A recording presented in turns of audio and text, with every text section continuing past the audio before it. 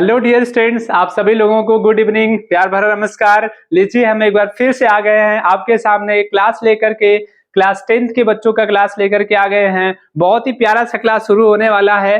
तो dear students, आप सभी लोग काफी दिनों से वेट कर रहे थे कि एक वीडियो अपलोड कर करके आपके पास पहुंचा दिया गया, जो कि फर्स्ट लेसन और रिलेटेड टू गॉड नामक लेसन था। और लेंचो की कहानी हमने बहुत अच्छे से आप लोगों को समझाई थी। उसके बाद अदर क्लास में हम बिजी हो गए, दूसरे क्लास को लगे पढ़ाने। फिर आज मौका मिला है आप लोगों के लिए, क्लास लेकर के हम आ गए हैं। क्लास 10th के बच्चों के लिए लेकर के आ गए हैं। और जैसा कि आप लोग देख पा रहे होंगे, यहाँ पर लिखा गया क्या, डस्ट ऑफ स्नो। जी हाँ, डस्ट ऑफ स्नो। आज हम लोग पढ़ने वाले हैं डस्ट ऑफ स्नो का ये पोयम। बहुत ही इंपॉर्टेंट पोयम है ये।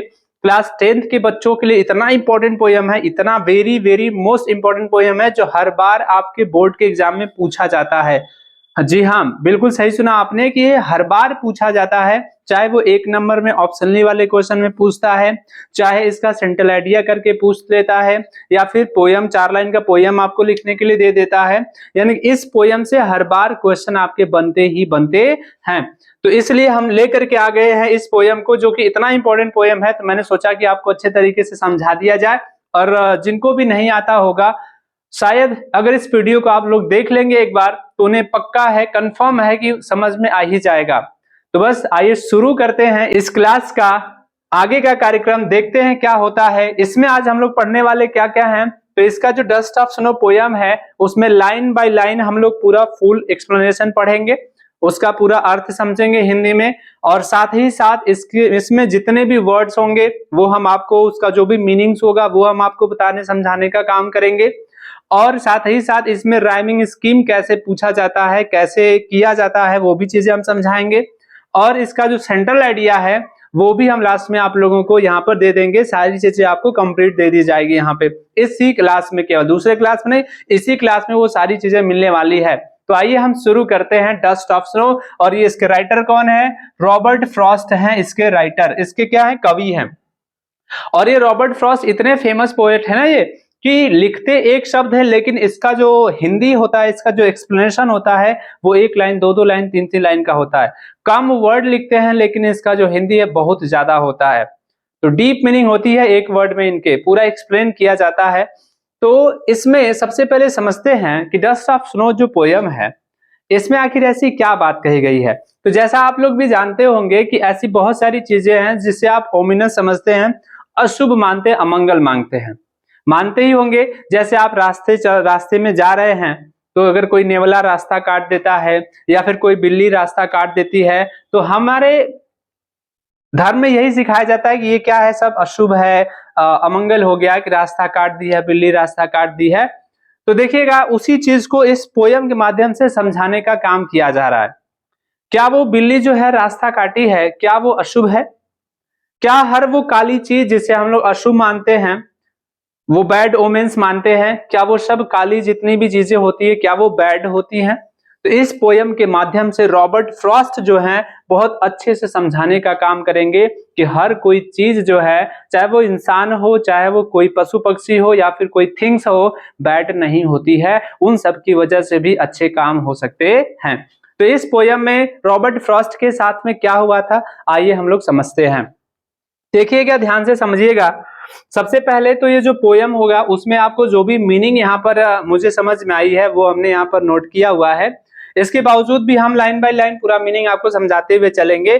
जो लोग नोट्स बनाते होंगे, वो यहाँ से अपना स्क्रीनशॉट लेकर के मीनिंग राइट कर सकते हैं। यहाँ पर है वे का मतलब तरीका, क्रो है कौवा, हैज गिवन प्रदान किया या फिर दिया, माई हार्ट, हार्ट मतलब जानते ही होंगे, चेंज परिवर्तन, मूड मनोदशा, शेप्ड मतलब बचाया, और रूड मतलब दुखी रहा। ये आपकी मीनिंग है। इसके बावजूद भी अगर कोई मीनिंग छूट जाती है, तो हम आइए उसको समझते हैं एक्सप्लेनेशन में कैसे क्या होता है। तो डियर स्टूडेंट्स, पोएट्री लाइन यहां से शुरू होती है, और कहा जाता है क्या कि एक बार क्या हुआ कि जो कवि हैं रॉबर्ट फ्रॉस्ट जो हैं, जाकर के एक पेड़ के नीचे बैठ जाते हैं। और पेड़ के नीचे बैठ जाते हैं तो उनके साथ क्या होता है, और वो पेड़ कौन सा होता है, उसी को समझाया है। यहाँ पर क्या समझाए हैं, डस्ट ऑफ स्नो, ये जो स्नो के जो कण है उसके बारे में वो क्या कहे हैं, समझिएगा ध्यान से। यहाँ पर ध्यान से समझना। कहते क्या है कि the way a crow Shuk down on me, क्या कहते हैं कि द वे का मतलब हमने क्या बताया था, अभी अभी आपने जाना, वे का मतलब क्या है, तरीका। क्या है, तरीका, यानी कि द वे अ क्रो, यानी कि जिस तरीके से एक कौवा शुक डाउन ऑन मी, मेरे ऊपर जो है शुक डाउन, शुक करके यानी कि हिला करके, क्या हिला करके, द डस्ट ऑफ स्नो, क्या किए, फ्रॉम अ हेमलॉक ट्री। तो क्या कहा जा रहा है, ध्यान से पहले पूरी मीनिंग समझ लीजिएगा। यहाँ पर हेमलॉक लिखा गया है, तो हेमलॉक एक पॉइजनस ट्री होता है, एक जहरीला पेड़ होता है, धतूरे का पेड़ भी आप कह सकते हैं, ठीक है ना। तो एक हेमलॉक ट्री है, और उसका शाखा पर आकर के एक कौवा जो है वो अचानक से बैठ जाता है, और बैठ करके क्या करता है, उसकी शाखा टहनी को हिलाता है, हेमलॉक ट्री का जो टहनी है उसको क्या कर देता है, वो हिला देता है। और जैसे हिला देता है तो उस पर बर्फ के जो कण होते हैं, बर्फ के जो पार्टिकल्स होते हैं, वो उस राइटर, उस कवि के ऊपर क्या होते हैं, नीचे उसके ऊपर गिर जाते हैं। उसी चीज को यहाँ पर वो समझाने की कोशिश कर रहे हैं। क्या कहते हैं कि जिस तरीके से एक कौवा जो है हेमलॉक के ट्री से, यानी कि धतूरे के पेड़ से, या पॉइजनस जो ट्री है, जो जहरीला पेड़ है, उससे क्या किया, शुक डाउन ऑन मी, मेरे ऊपर जो है शुक, शुक करके मतलब हिला करके, शुक मतलब हिला करके चाहे हिलाया, ठीक, शुक का मतलब हिलाया, टहनी को क्या किया, हिलाया, और मेरे ऊपर गिराया, क्या गिराया, the dust of snow, dust का मतलब क्या हो जाएगा, कड़ हो जाएगा, डस्ट का मतलब क्या होगा, कड़, और किसका कड़, स्नो का, स्नो मतलब जानते होंगे क्या होता है, बर्फ। तो जिस तरीके से कौवा जो है बर्फ के कण को हेमलॉक के ट्री से हिला करके मेरे ऊपर गिराया, बात समझ में आई। क्या कह रहे हैं वो, कि जिस तरीके से एक कौवा जो है बर्फ के कण को, बर्फ के डस्ट को, बर्फ के कण को हिला करके मेरे ऊपर गिराया, कहां से, from a hemlock tree, hemlock के पेड़ से, धतूरे के पेड़ से।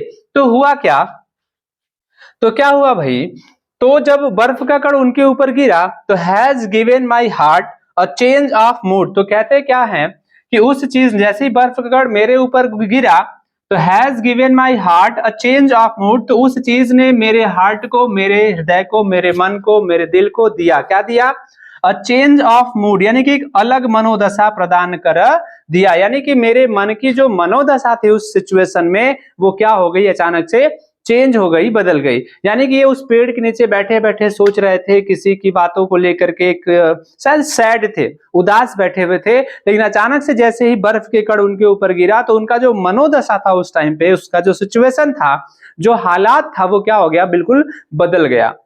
एंड उसके बाद क्या कहते हैं, and saved some part of a day I had a rude, और फिर कहते हैं कि उसकी वजह से, उस धतूरे के पेड़ की वजह से और उस काले कौवे की वजह से क्या हुआ, एंड सेव्ड सम पार्ट, और कुछ हिस्सा, some part of a day, एक दिन का मेरा कुछ हिस्सा क्या हो गया, सेफ हो गया, यानी कि बच गया।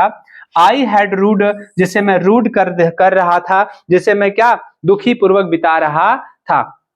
इतनी बात समझ में आई। रूड का मतलब होता है दुखी रहना। तो जिस शेष भाग में वो दुखी थे ना, तो वो दुखी वाला हिस्सा, यानी कि वो जितना भी दुखी थे, अगर ये पार्टिकल्स उनके ऊपर नहीं गिरते तो वो पूरा दिन वैसे ही सैड सैड बैठे रह जाते। लेकिन वही कह रहे हैं कि उसकी वजह से मेरे मन की जो मनोदशा थी वो चेंज हो गई, और उस दिन का मेरा कुछ हिस्सा क्या हो गया, बच गया, जो जो क्या था, मैं बर्बाद कर रहा था, जो मैं दुखी बैठा हुआ था। इतनी बात समझ में आ गई। तो यही एक छोटी सी पोयम है। तो इस पोयम के माध्यम से कवि क्या समझाना चाहते थे, आप लोग समझ पाए होंगे। क्या कह रहे वो, कि जो ओमिनस, जितनी भी अमंगल चीजें हैं, क्या जरूरी है कि हर बार वो उसके साथ अगर वो चीजें दिख जाती हैं सामने से तो क्या अनिष्ट होना ये जरूरी है? ऐसा बिल्कुल भी नहीं है। उसकी वजह से भी यहाँ पर देख पा रहे हैं, उस कवि का जो दिन था वो क्या हो गया, बच गया। नहीं तो वैसे वैसे शाम तक पड़ा रहता बेचारा और अपना पूरा दिन दुखी रहता, बर्बाद कर देता वैसे ही। तो ये रहा छोटा सा पोयम, समझ गए होंगे आई होप। चलिए हम फिर से समझा देते हैं, ध्यान से फिर से समझना। यही छोटा सा पोयम है।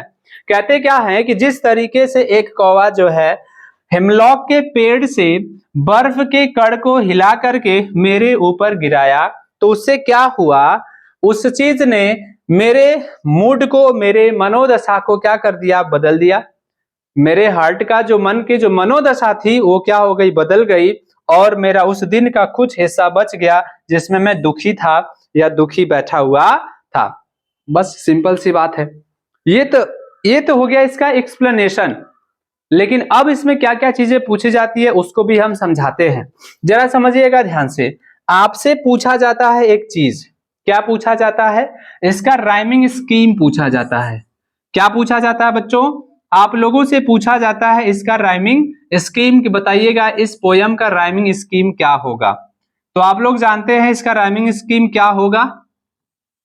इसको क्या हो रहा है, चलो देखिएगा। RHYMING, इसका जो राइमिंग स्कीम है SCHEME। ध्यान से समझिएगा कि कोई भी पोयम अगर रहेगा उसका राइमिंग स्कीम अगर निकालना हो तो कैसे निकाला जाता है। जो लोग जानते होंगे उनके लिए तो आसान है, जो लोग नहीं जानते उनके लिए भी आसान है। बस तरीका समझ लीजिएगा कि कोई भी पोयम का राइमिंग स्कीम कैसे हम लोग ढूंढते हैं। तो आपको क्या करना होगा, आपके पास जो बुक होगा तो बुक में आप देखेंगे कि हर लाइन का एक आखिरी वर्ड होगा। पोयम होगा ना तो उस लाइन का एक आखिरी वर्ड होगा। तो आप देख पा रहे होंगे आपके बुक में कहां से कहां तक आखिरी लाइन दिया होगा। आपके बुक में यहां से यहां तक एक लाइन दिया होगा, यहां से यहां तक द वे अक्रो ये एक लाइन दिया होगा। तो आपको करना क्या है कि जो भी इसका आखिरी वर्ड होगा उसी को हमको ले लेना है। ठीक, तो यहां पर आखिरी वर्ड में आपको क्रो दिखाई दे रहा होगा। यहां पर आखिरी वर्ड में क्या दिखाई दे रहा है, दूसरी लाइन में ये वाली लाइन होगी, हम एक ही साथ में लिख दिए हैं। ठीक है, तो पहली वाली लाइन में आपको क्रो दिखाई दे रहा होगा, सेकेंड लाइन में मी दिखाई दे रहा होगा, और थर्ड लाइन में क्या दिखाई दे रहा होगा आपको, स्नो दिखाई दे रहा होगा, और फोर्थ लाइन में क्या दिखाई दे रहा होगा आपको, ट्री दिखाई दे रहा होगा। अगर मान लीजिए कि इस चार लाइन का आपको पूछा जाए कि बताइएगा इसका राइमिंग स्कीम क्या होगा, तो कैसे निकालेंगे? तो पहले वर्ड को, जो आखिरी वाला वर्ड है पहले लाइन का, उसको पकड़ेंगे और उसको हम क्या मानेंगे, ए मानेंगे। क्या मानेंगे? ए मानेंगे, क्योंकि इसकी अल्फाबेट जो होता है वो ए से ही स्टार्ट होता है, तो हम ए मान लेंगे। उसके बाद क्या करेंगे कि इस क्रो जो उसका साउंड है, अगर इस साउंड से मिलता जुलता कोई और वर्ड होगा तो उसको भी हम ए मानेंगे, और अगर नहीं मिलता तो हम उसके बाद अगला जो होगा बी होगा उसे मान लेंगे। तो जरा हमको बताइएगा क्रो और मी क्या ये दोनों साउंड मैच कर रहे हैं? तो आप देख पा रहे होंगे यहाँ पर ये क्रो है और यहाँ पर ये मी है, दोनों का साउंड मैच नहीं कर रहा है। तो क्रो को ए माने हैं, तो मी का जब मैच नहीं कर रहा है तो मी को क्या माना जाएगा, बी। ठीक है, अब देखना क्रो स्नो, क्रो स्नो दोनों का साउंड मैच कर रहा है, तो जब क्रो का ए माने थे तो स्नो का भी क्या मानोगे आप लोग, ए मानोगे। ठीक है ना। अब यहां पर देखना मी ट्री, मी ट्री दोनों का साउंड मैच कर रहा है, तो मी का भी जब हम बी माने थे तो इसका भी हम क्या मानेंगे, बी मानेंगे।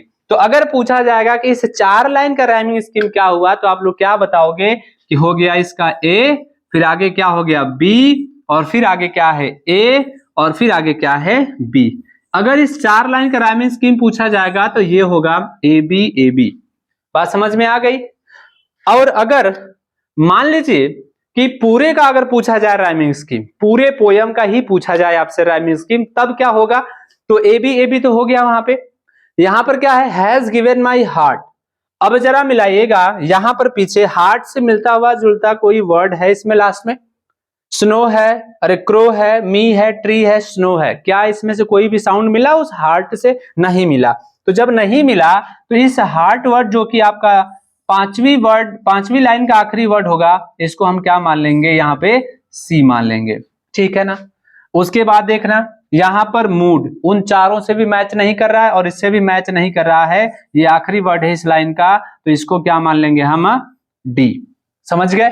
अब उसके बाद यहां पर क्या दिया हुआ है, part, heart part, heart part match कर रहा है ना, तो जब हार्ट को सी माने थे तो इसको भी क्या मानेंगे हम, सी। और यहां पर mood rude, mood rude match कर रहा है साउंड ना, तो डी इसका भी है, तो इसका भी क्या हो जाएगा, डी हो जाएगा। तो देख पा रहे होंगे इस चार लाइन का जो सेंट्रल राइमिंग स्कीम हो गया वो क्या हो गया, सी डी, और यहां पर भी क्या हो गया, सी डी हो गया। और उधर चार लाइन का क्या था, ए बी और ए बी। तो अगर इस पूरे का राइमिंग स्कीम पूछा जाएगा तो आप क्या जवाब देंगे कि ये होगा A B C D C D.